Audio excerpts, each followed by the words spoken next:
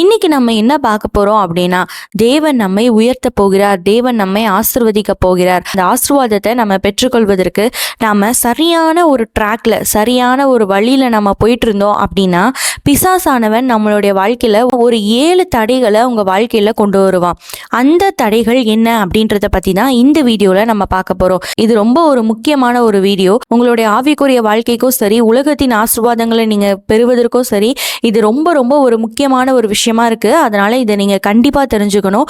ஆகவே இந்த வீடியோவை நீங்க ஸ்கிப் பண்ணாம கடைசி வரைக்கும் பாருங்க. கர்த்தர் நிச்சயமா இந்த வீடியோ மூலமாக உங்களோடு கூட பேசுவார். தேவன் உங்களை உயர்த்த போகிறார் அப்படின்னா உங்களுடைய வாழ்க்கையில ஒரு 7 அறிகுறிகள் காணப்படும். அந்த அறிகுறிகள் என்னென்ன அப்படின்றத பத்தி நம்ம சேனல்ல ஒரு வீடியோ போட்டிருக்கோம். அந்த வீடியோவை நீங்க எல்லாருமே பார்த்திருப்பீங்க. பார்க்காதவங்க டிஸ்கிரிப்ஷன்ல லிங்க் கொடுத்துருக்கோம். அதை கிளிக் பண்ணி நீங்க அந்த வீடியோவை பார்த்துக்கலாம்.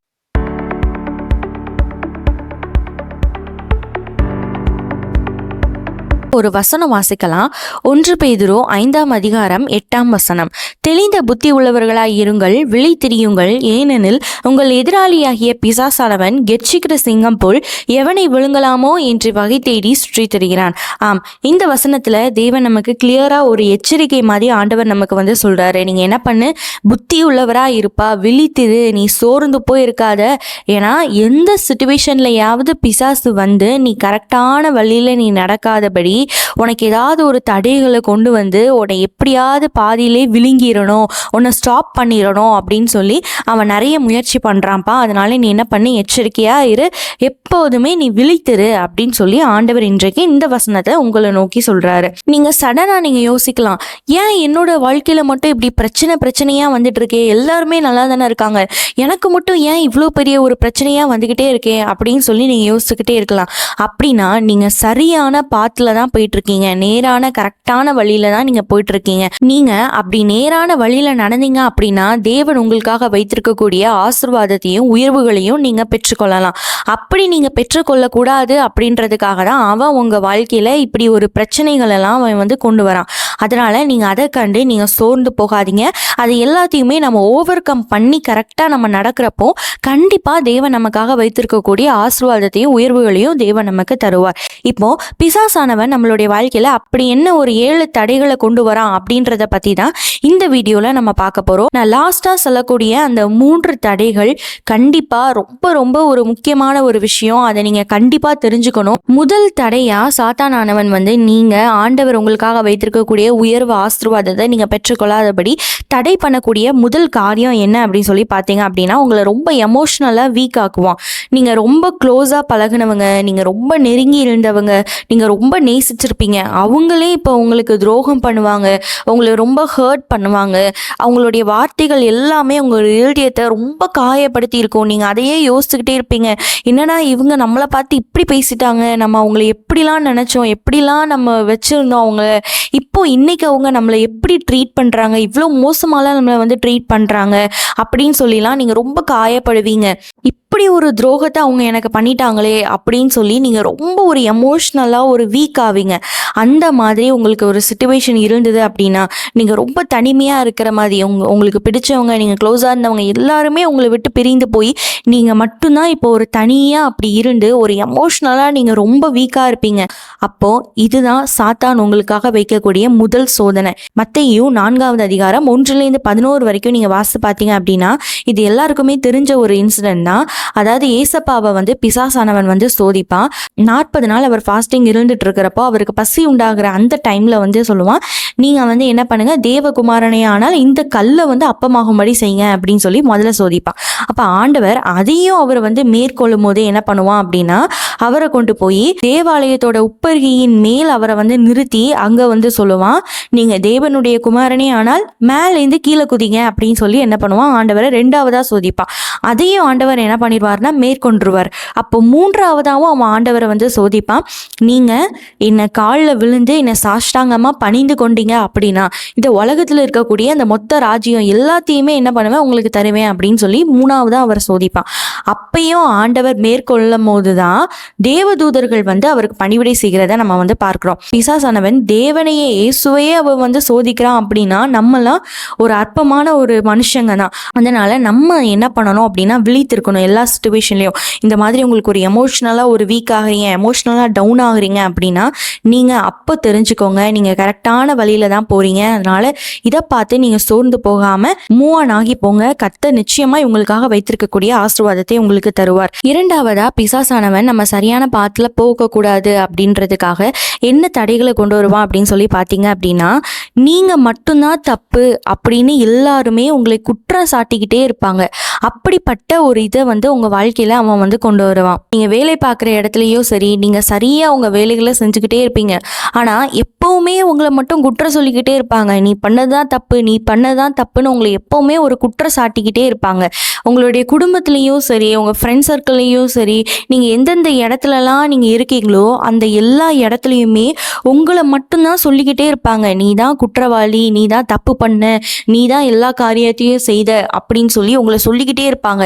நீங்களே ஒரு கட்டத்தில் யோசிப்பீங்க, ஏன் இப்படி எல்லாருமே என்ன பண்ணுறாங்க, நான் நல்லதுக்கு தான் பண்ணுறேன், ஆனாலும் எல்லாருமே என்னையே குற்றம் சொல்லிக்கிட்டே இருக்காங்களே அப்படின்னு சொல்லி மனவேதனையோடு இந்த வீடியோவை நீங்கள் பார்த்து கொண்டு இருக்கலாம். அப்படி உங்களை எல்லாருமே குற்றம் சாட்டுறாங்களா, அப்போ நீங்கள் கவலைப்படாதீங்க.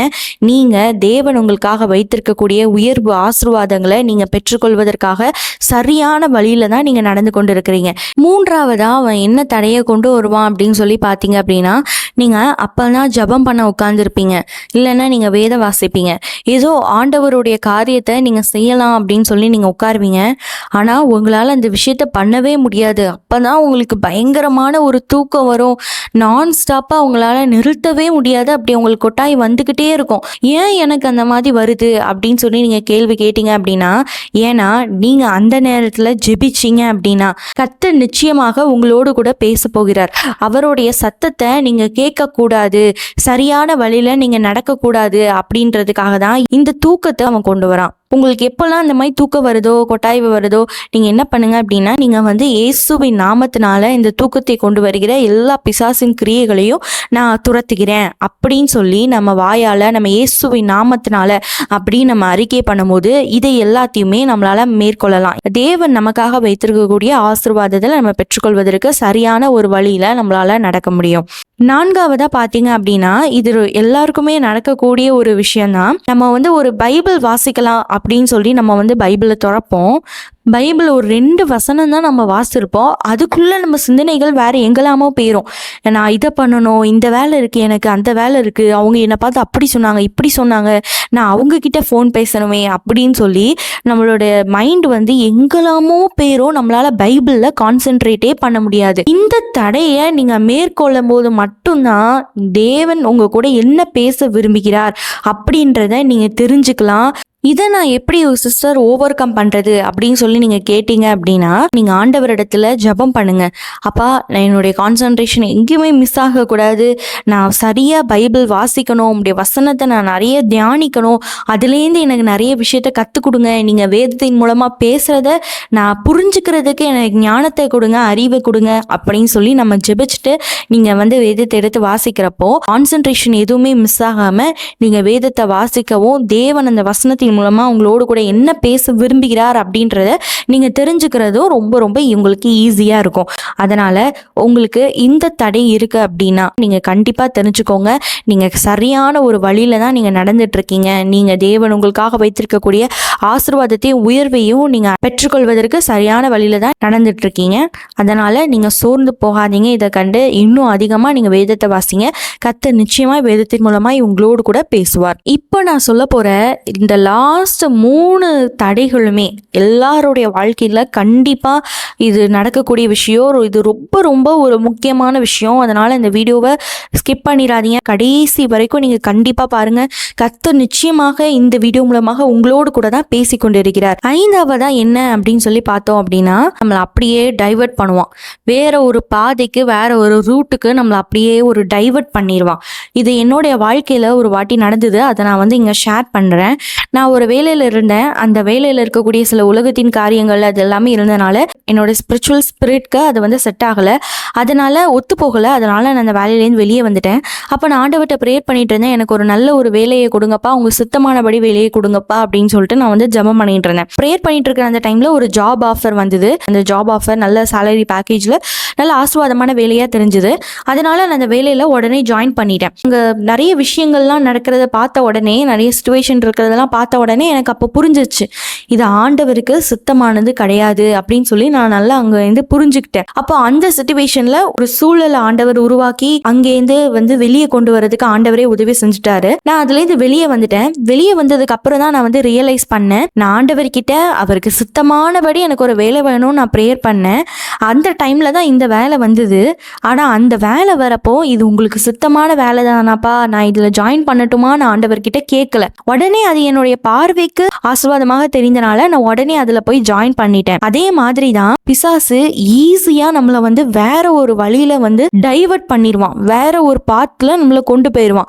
நம்ம சரியான வழியில நடந்துட்டு இருப்போம், இது ஆண்டவர் கொடுக்குற ஆசீர்வாதம் தான், ஆண்டவர் தான் உனக்கு இத காரியத்தை செய்யறாரு அப்படின்னு சொல்லி ஈஸியா நம்மள என்ன பண்ணிடுவான்னா வேற ஒரு வழியில நம்மள திசை திருப்பிடுவான். அப்படி உங்களுக்கு ஒரு ஆசீர்வாதம் வருது, ஏதோ ஒரு உயர்வு உங்ககிட்ட வருது அப்படின்னா நீங்க ஆண்டவர்கிட்ட கேளுங்க, இது உங்களுக்கு சித்தமானது தானாப்பா, இது நீங்க எனக்கு கொடுத்த ஆசீர்வாதம் தானாப்பா அப்படின்னு சொல்லி நீங்க ஆண்டவர்கிட்ட கேட்கிறப்போ அவர் உங்களுக்கு இது நான் உனக்கு கொடுக்கறதா அப்படின்னு சொல்லி ஆண்டவர் உங்களுக்கு ஒரு தெளிவு கொடுத்தாரு அப்படின்னா அதை நீங்க சூஸ் பண்ணுங்க. ஆறாவதா பாத்தீங்க அப்படின்னா நமக்குள்ள ஒரு நெகட்டிவான ஒரு தாட்ஸ் வரும் நம்மளோட இருதயத்துல. இந்த நெகட்டிவ் தாட்ஸ்ன்ற ஒரு தடையை உங்ககிட்ட கொண்டு வருவான். ஏன்னா இது இருந்தா மட்டும்தான் நம்மளால அடுத்த கட்டத்துக்கு நடக்கவே முடியாது. நம்ம அங்கேயே நம்ம டயர்டாகி சோர்ந்து போய் டிப்ரெஷன் ஆகி நம்ம ரொம்ப அப்படியே உட்காந்து பிரேக் ஆயிடுவோம் அந்த இடத்துல. நான் முன்னாடி சொன்னேன் இல்லையா, நான் ஆண்டவருக்கு சித்தமில்லாத அந்த ஒரு வேலையில நான் வந்து சேர்ந்துட்டேன், அப்போ அங்கே நிறைய சிச்சுவேஷன் இருந்தது அப்படின்னு சொல்லிட்டு அங்கே என்ன பண்ணாலுமே என்னை வந்து எல்லாரும் சொல்லிக்கிட்டே இருப்பாங்க, நீ வந்து ஒரு யூஸ்லெஸ்